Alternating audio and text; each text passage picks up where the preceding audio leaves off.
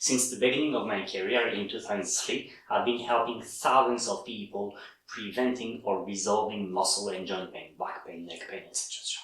I mean, I stopped counting at 10,000 people, and that was many years ago. So surely now we are somewhere around 30 to 40,000 people helped. Among all these people, a number of them did not want to change their habits and their behavior. I mean, this is human nature. And what's very funny is that it's been 15 plus years that I've repeatedly been hearing the same 4 excuses. This video is about explaining these 4 excuses and explaining why they are excuses rather than reasons for not changing. Excuse number 1 is, it's too late for me. Well, let me tell you a golden rule and a story. The golden rule is, whatever be your age and your health condition, if you use your body well, you're gonna feel better than if you use your body wrongly. Makes sense, right? Well, that's why it's never too late. The story now. I've met a lawyer around 60 years old in New York. I mean, he was a patient at a distance. And basically, this guy had a double discopathy. That means 2 discs were damaged, were almost non-existent, and are still almost non-existent. So, when I met him, I told him, okay, listen, this is the story of the back which is too compressed. So what we're going to do is we're going to learn how to not compress your back and how to decompress it every day. I'm not going to be able to make the discs grow again. No one can do that. But we can stop putting oil on the fire. 6 months later, that guy was snowboarding again with his 2 sons. Of course, he was not snowboarding like when he was 25, but it had been 10 years that he could not go on ski vacation with his family. So in terms of, benefit, this is massive.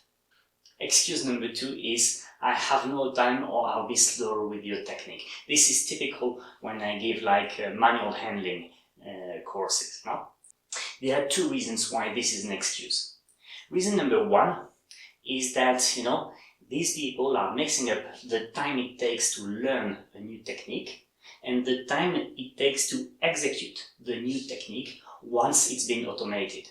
So actually, it will take you more time, of course, but only for a short period. And then if you've done your job, you're going to be as fast as ever to apply the technique. The second reason why it's not a good excuse is that every study has shown that people who listen to their body, and in particular who take regular breaks, are at the end of the day more effective, faster and more precise, i.e. do less mistakes, than people who don't take breaks. Why? Well, simply because they get less tired. Yeah? And here I'm just talking about what happens over a day. The example I give often is, if you get shoulder surgery, you're out for 3 to 6 months. How many 30 seconds break do you have in 3 to 6 months off? Excuse number 3 is, well, but in this and that situation, your technique doesn't work. So what? Right now, you're messing up your body 100% of the times. If tomorrow you apply the new technique, say, in 50% of the situations, and 50% of the situations are still a mess, well, we already reduced the problem by a factor 2. Only 50% of the situations will be problematic. In other words, we're not aiming at perfection, we're aiming at improvement. So this is also an excuse. I know that some situations are not physiological and we can question why they exist. But even if we don't want to question why they exist, there are many situations that we can improve. And after people have gone through these 3 excuses, there's the 4th one, which is, but I'm going to look ridiculous if I do what you say. When I work with the bouncers, they all stand like this. And when I tell them to stand like this, they say, you're crazy or what? I'm forward, I'm falling forward. Well, we all have a very strange idea of what looks ridiculous and not. You have problems because your brains are not well programmed on what's normal versus what's abnormal. We tend to get confused between what's usual, which is what you do every day, and what's natural, i.e. what you should be doing. This is the first reason why this is an excuse that does not work. The second reason why you shouldn't use this excuse is that if you let all the psychological illnesses of people around you decide on what's good for your health, well, my friend, good luck for you. I mean, what matters? What matters is how you feel, not how people look at you. Especially as we all tend to play the drama queen on that.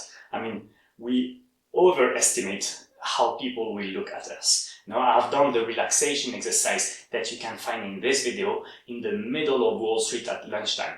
You think people cared? No way, no one cared. So, forget about this. So to cut a long story short, basically you have to understand that for every change in your life, there's a perceived cost and a perceived benefit. And when you don't want to change, you tend to inflate the perceived cost and to deflate the perceived benefits. If you manage to reverse this balance, i.e. prove to yourself that the cost is not that huge and the benefit is big, well, then you're going to change. And this is why I often say, I only work with people who are desperate enough to work with me. Because if you don't have pain enough, you will not go through the pain of changing your behavior. But this is an observation, it's not a recommendation. If you want to work with me without having too much pain, well, you're most welcome to work with me before you have too much pain. And in this case, well, you go to online posture programs, you check out what I have to offer, and you let me know if you're interested.